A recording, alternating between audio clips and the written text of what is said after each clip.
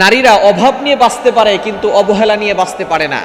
নারীরা অভাব সহ্য করতে পারে, কষ্ট সহ্য করতে পারে, কিন্তু নারীরা অবহেলা করা, তাকে ক্রিটিসাইজ করে কথা বলা, তুচ্ছ তাচ্ছিল্য করা, তার পরিবারকে গালি দেওয়া, এটা কখনো একজন নারী সহ্য করতে পারে না। প্রতিটি স্বামীর দায়িত্ব হচ্ছে স্ত্রীকে অবহেলা না করা, স্ত্রীকে রেসপেক্ট করা, সম্মান করা, তার সাথে সুন্দর করে কথা বলা, তার পরিবারকে সম্মান করা।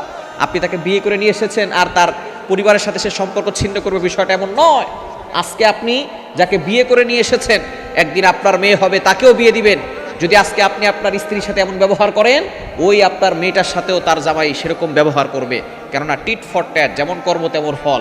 আপনি যতটুকু ভালো কাজ করবেন ততটুকু ভালো পাবেন, যতটুকু খারাপ করবেন ততটুকু আপনি খারাপ পাবেন। সুতরাং যতটুকু পানিতে নামবেন ততটুকু আপনি ভিজবেন। আজকে আপনি অন্যের মেয়ের সাথে যে খারাপ ব্যবহার করছেন, আগামীকাল আপনার মেয়ের সাথেও এরকম খারাপ ব্যবহার করা হবে। এজন্য অবশ্যই আপনি আপনার নিজের মেয়ের দরদ বুঝেন, কিন্তু অন্য বাবার মেয়ের দরদটা আপনি বুঝেন না।